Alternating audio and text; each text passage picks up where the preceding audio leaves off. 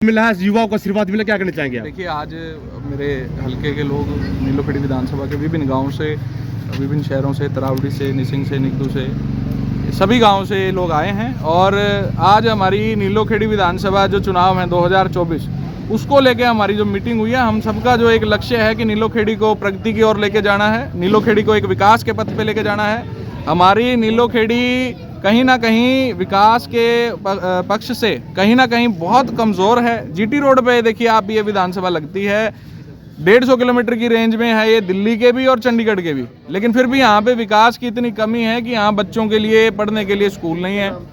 School हैं तो उनकी व्यवस्था इतनी बुरी है, जैसे अभी आपने थोड़े दिन पहले तरावड़ी में घटना देखी थी, सरकारी स्कूल में एक स्कूल की दीवार गिर गई थी।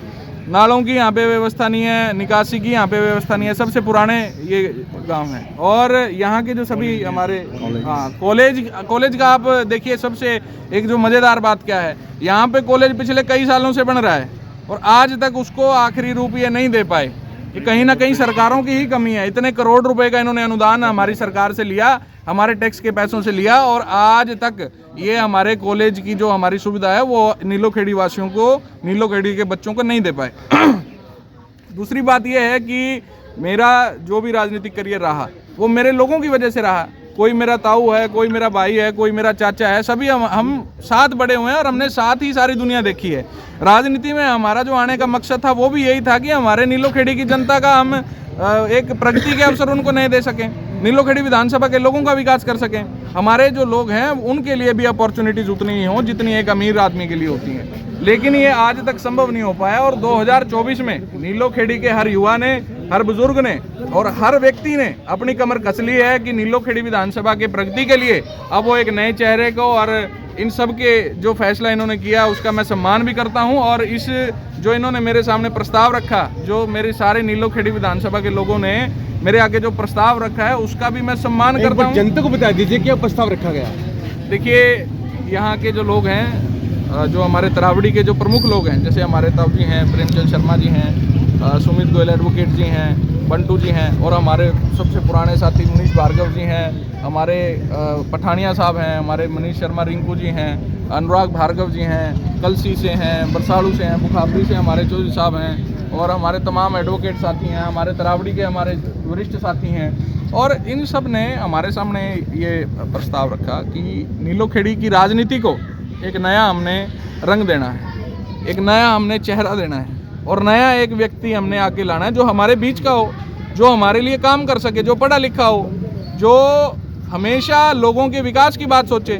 तो इन्होंने मुझे कहा कि अपने जो पार्टी के हिसाब से जो पूर्व में जो हरियाणा की जो राजनीति है उसमें जिस पार्टी ने लोगों के लिए काम किया, किसानों के लिए काम किया, स्टूडेंट्स के लिए काम किया, सरकारी कर्मचारियों के लिए काम किया, मजदूरों के लिए काम किया, उस पार्टी की ओर आप कहीं ना कहीं आप विचार कीजिए। तो मैं इसी बात पे इसी बात पे आता हूँ कि हम इस विषय पे आज रात तक चर्चा करेंगे, और कल आप सबके आशीर्वाद से, आप सबके सहयोग से जो भी फैसला होगा उसको पूरी मजबूती से और सबकी सहमति से लेके चलेंगे। और आने वाले जो 2024 का नीलोखेड़ी विधानसभा का चुनाव है, पूरे हरियाणा की नज़र नीलोखेड़ी विधानसभा के चुनाव पे होगी, क्योंकि यहाँ पे युवाओं ने एक नया रंग लिया है, युवाओं ने एक नई एक सोच ठान ली है, जो हम आगे आपको वर्किंग के माध्यम से भी दिखाएंगे।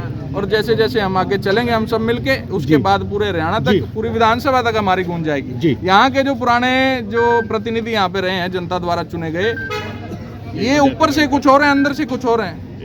हमारी भोली भाली जनता को ये बहला लेते हैं, फुसला लेते हैं। और ये जो मौके के विधायक हैं, जातिवाद का जहर इन्होंने नीलोखेड़ी की जड़ों में घोल दिया है।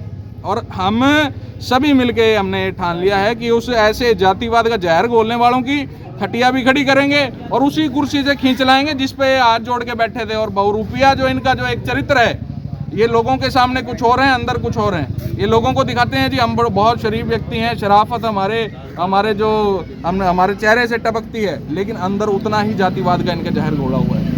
सभी हमारे भाई हैं। 36 बिरादरी की जो बात व्यक्ति करेगा वही नीलोखेड़ी विधानसभा पे आके सेवा करने का मौका उसको मिलेगा। जी, जो हवाएं सुनने को मिल रही है कि अब आप जल्द ही हुड्डा के खंबे में जा रहे हैं, कांग्रेस ज्वाइन कर रहे हैं, क्या बात सच है? देखिए, ऐसा है, जो मेरे नीलोखेड़ी निवासी कहेंगे, जो मेरी नीलोखेड़ी की जनता कहेगी, मैं उसको करने के लिए प्रतिबद्ध हूँ। मेरी राजनीति करने का मकसद, हमारी सबकी राजनीति करने का मकसद केवल ये है कि हम सभी संयुक्त रूप से अपने जो नीलोखेड़ी विधानसभा है उसके लोगों को विकास की ओर लेके जा सकें। पार्टियां अपना अपना काम करती हैं, सभी पार्टियां अपना काम करती हैं, लेकिन हमने ये देखना है कि हमारी नीलोखेड़ी का विकास कैसे हो पाएगा। अब जो हमारी ये जैसे हुड्डा साहब हैं, हुड्डा साहब के समय में एक वो है भी, हुड्डा तेरे राज में जीरी गई जहाज में। किसानों के लिए उन्होंने काम किया और छात्रों को छात्रवृत्ति देने का उन्होंने काम किया। जो सरकारी कर्मचारी हैं उनकी पेंशनों के मामले में जी, और हुड्डा साहब ने तमाम हमारे पूरे प्रदेश के लोगों का सिर भी ऊंचा किया है। अब बीजेपी की डिमांड पूरी नहीं हुई, कोई पार्क की डिमांड हमारी आज तक पूरी नहीं हुई, कोई सफाई व्यवस्था नहीं है शहर में, सारी चीज़ चरमाई हुई है। युवा बेरोजगार फिर रहा है, यहाँ से 100% 90% युवा हमारा बाहर पलायन कर रहा है। यूथ की कमी है आज हमारे शहर में, क्योंकि सब बीजेपी ने कोई भी बेटी बचाओ बेटी पढ़ाओ, कोई भी बेटी बिल्कुल भी, अब कोई भी सुरक्षा नहीं है बेटियों की। यहाँ पे युवा बेरोजगार है, बाहर पलायन कर रहा है। मेक इन इंडिया की बात करते थे, कोई मेक इन इंडिया में कुछ भी नहीं करा उन्होंने। युवा आज परेशान है, इस करके हम सभी आज इकट्ठे हुए हैं ताकि 2024 में हम ऐसी सरकार, कांग्रेस सरकार बना सकें जो मजबूती से काम कर सके।